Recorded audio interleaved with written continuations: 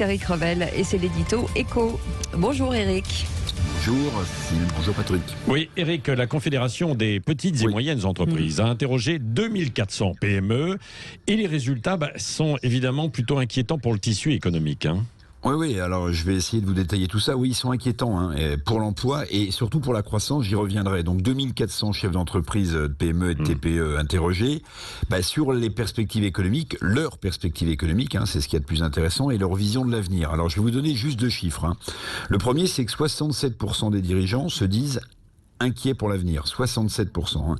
Et écoutez bien, 52%, c'est-à-dire plus de la moitié, estiment qu'ils ne pourront pas rembourser, même avec le délai d'un an en 2022, qu'ils ne pourront pas rembourser le fameux PGE, le prêt garanti d'État proposé par les banques.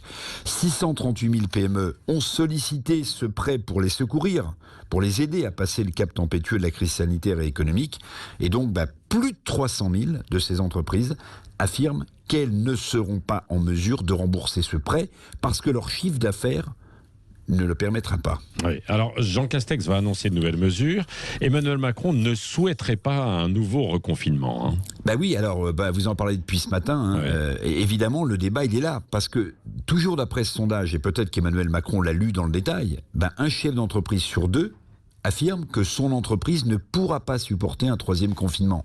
Là, c'est pas un aspect social, c'est pas un aspect de gens qui manifestent ou qui cassent des vitrines dans les rues, c'est un aspect économique. Alors ce chiffre de 50%, à mon sens, est central, parce que ça veut dire que le couvre-feu, d'accord, freine l'activité, mais qu'un troisième confinement serait potentiellement fatal pour une PME ou une TPE sur deux, c'est colossal. Oui, il faut sauver nos PME, sans elles, pas de rebond de croissance cette année, en 2021.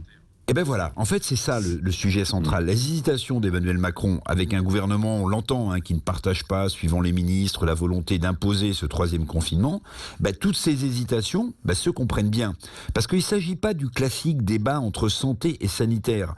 C'est plus profond, c'est plus lointain encore. Parce que, en réalité, pour que la croissance redémarre après la crise, il faut que le tissu des PME et des TPE existe encore, qu'il soit solide. Or, la multiplication des faillites va fragiliser ce tissu industriel. Et il n'y aura pas de rebond de l'activité, il faut le dire, en 2021 dans notre pays, sans le tremplin des petites et moyennes entreprises. C'est elles qui créent de l'emploi.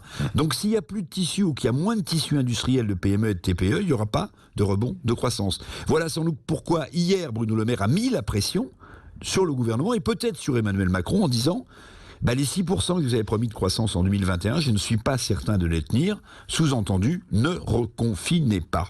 Oui, merci Éric Revel. On y reviendra si vous voulez poser des questions ou réagir sur ce sujet, bien sûr.